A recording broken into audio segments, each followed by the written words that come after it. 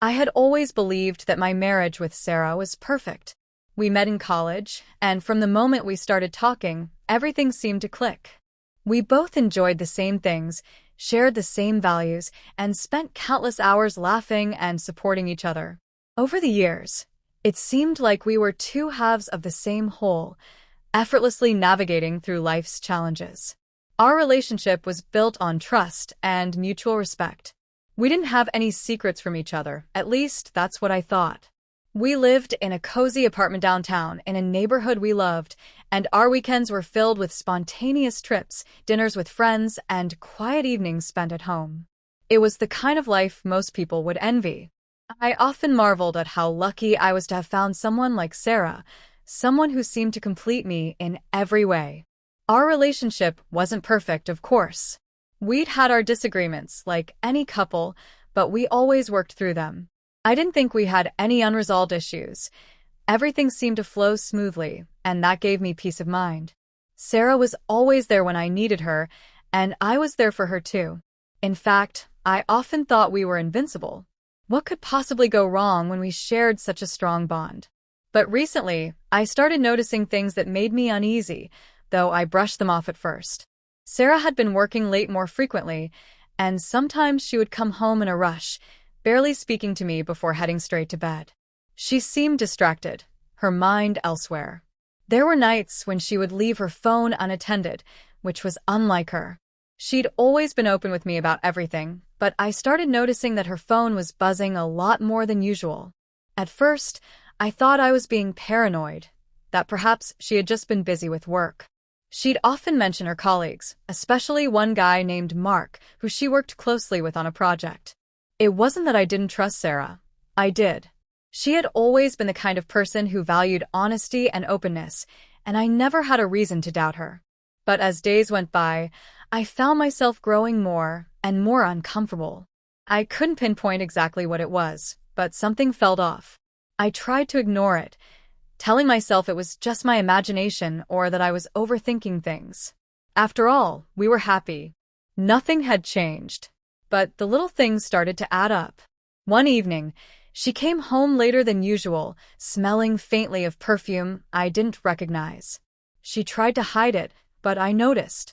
She said it was from a work event, but I couldn't shake the feeling that something wasn't right. I didn't press her about it, though. I didn't want to seem like I was accusing her of anything. So I convinced myself that I was just being paranoid. It wasn't like Sarah to be dishonest with me, and I was probably just reading too much into nothing. There was one night when she was unusually distant. She sat on the couch next to me, but instead of talking to me like she usually did, she was glued to her phone, texting someone with a look of concentration on her face. I tried to engage her in conversation, but she wasn't as responsive as she had been in the past. Her mind seemed to be somewhere else, and I began to feel the first pangs of doubt. I didn't want to confront her without knowing anything for sure, but the doubts were eating away at me. It wasn't like Sarah to shut me out like this. I remember lying awake in bed that night, staring at the ceiling, my mind racing. The doubts started to consume me, and I couldn't shake the feeling that something had changed, even if I couldn't put my finger on it. I had never felt this way before, never had such a strong sense of unease in our relationship. It was as though a wall had suddenly appeared between us, and I didn't know how to break it down. Still, I told myself that everything was fine. After all, Sarah was my wife. She was the person I trusted more than anyone else in the world. But deep down, I couldn't ignore the growing sense of something being wrong. I decided I needed to stop second-guessing myself. If there was something going on, I would find out. I wasn't sure how or when, but I knew that I couldn't keep living with this sense of uncertainty. The trust one had in Sarah was unshakable, but I also knew that trust wasn't blind. If something was off, I needed to face it. I just didn't know how much my world was about to change. One afternoon, everything came to a head. I had been feeling more on edge than usual, and I couldn't ignore it any longer. I had to know the truth. Sarah had been acting distant again, leaving early for work and coming back later than expected. When she did return, she was exhausted but hardly spoke to me. There was an air of tension, something I couldn't quite explain. My gut was telling me something was wrong, and I knew I couldn't keep pretending otherwise. That day, I was at home alone when I heard a familiar notification sound from her phone, which was lying unattended on the counter. My heart sank. Normally, I wouldn't have even considered looking through her phone, but the growing sense of unease pushed me to the edge. I stood there, staring at the phone for what felt like an eternity. My fingers trembled as I picked it up, knowing that whatever I found could change everything. I unlocked her phone without hesitation. The first thing I saw was a message thread between Sarah and someone named Mark. My stomach twisted. He was the colleague she'd been working closely with recently. I had heard her mention him in passing, but I hadn't thought much of it. As I scrolled through the messages, my heart began to race. The conversation was flirtatious, far more than I had expected. There were inside jokes, emojis, and even a few comments about meeting up outside of work. I could feel the color drain from my face as I continued reading. Faye had just changed forever.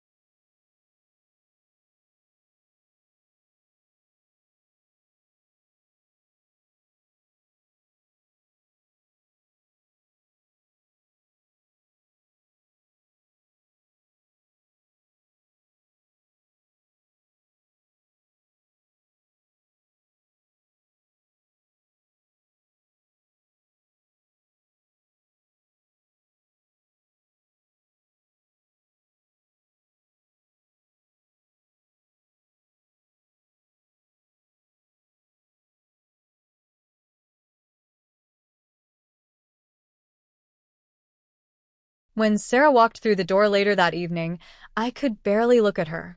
The anger, the betrayal, it was suffocating. I had never felt this way before. The moment she entered the room, I could see she had no idea what was coming. She smiled, asked how my day had been, but I couldn't muster a response. I stood there, silent, staring at her, my heart pounding in my chest. I was so angry, so hurt, that I couldn't even trust my voice to speak without sounding like I might lose control. Finally, after what felt like an eternity, I couldn't take it any longer. I grabbed her phone from the counter, holding it in front of her. "Who's Mark?" I asked, my voice barely above a whisper. My hands shook, but I fought to keep my composure. Her face immediately faltered, and I could see her panic. She tried to hide it, but I could tell she wasn't prepared for this. She stammered a little, caught off guard, but eventually muttered, "It's just a colleague." I could see the guilt in her eyes before she even spoke. The moment I saw that look, I knew she was lying. The text didn't lie, and neither did the way she avoided my gaze. "Don't lie to me, Sarah," I said, trying to remain calm. "I've seen the messages. I know what's been going on." "How long, Sarah? How long have you been seeing him?"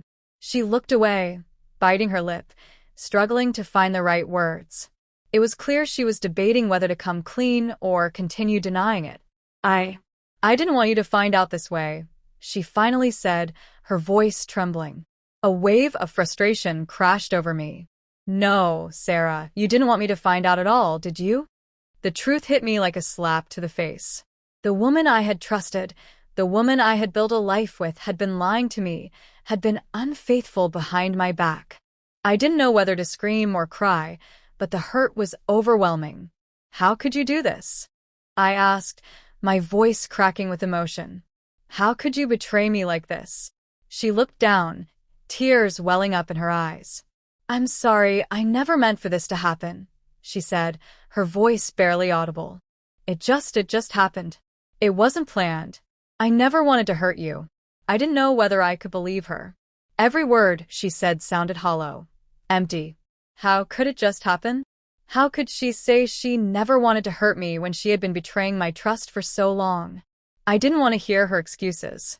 The pain in my chest was unbearable, and I could feel my world crumbling around me. "What do you want me to say?" she continued, her voice breaking. "I know I messed up.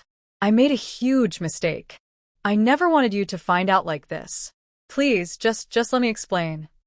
But I didn't want to hear her explanations. I didn't want to hear anything that came out of her mouth.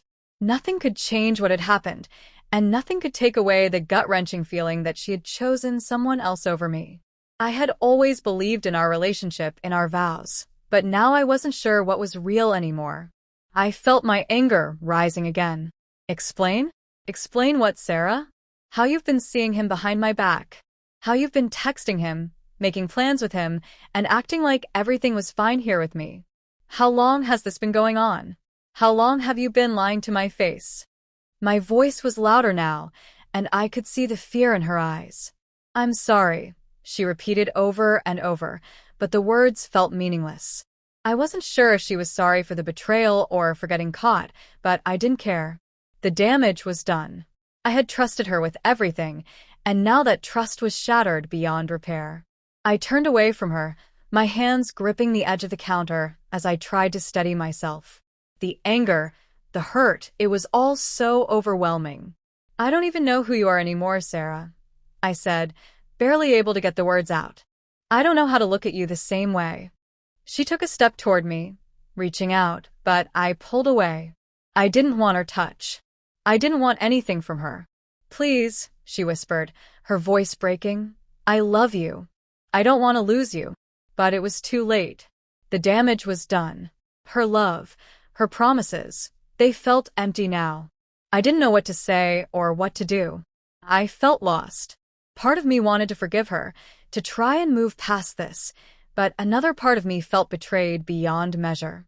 How could I ever trust her again? I looked at her one last time, my heart heavy with the weight of everything that had just been revealed. "I don't know if I can do this anymore, Sarah. I don't know if I can live with this." Her face crumpled, and she began to sob, but I couldn't bring myself to comfort her. The tears weren't for me, I realized. They were for herself, for the guilt, for the consequences of her actions. I didn't know what the future held, but one thing was certain: I couldn't move forward with her without some time to process everything. I needed space. I needed to figure out if this relationship, this marriage, was even salvageable. I didn't have the answers, but I knew one thing. Everything had changed. The days that followed were a blur. I had asked Sarah to leave for a while, to give me space to process everything. I didn't want to see her, didn't want to hear her apologies. It was as if the world had been flipped upside down, and I was trying to find my bearings. I was angry, but more than that, I was devastated. The pain of betrayal cut deeper than I ever thought possible. I had trusted Sarah with every part of me, and now I was left picking up the pieces of my broken heart. At first, the silence felt suffocating. The apartment, once filled with laughter and love, now felt cold and empty. I spent my days staring at the walls, replaying every moment of our relationship in my mind. I tried to make sense of it all, tried to figure out when things had gone wrong. Had there been signs I missed? Could I have done something differently? The questions swirled around in my head, but there were no answers. All I had now were the shattered fragments of the life I thought we had built together. I didn't reach out to Sarah. Part of me wanted to confront her, ask her why, demand to know how she could do this to me. But another part of me knew that the answers wouldn't change anything. No matter what she said, the trust between us had been irreparably broken. It didn't matter if she loved me or not. What mattered was that she had chosen someone else. She had betrayed me, and I couldn't pretend that it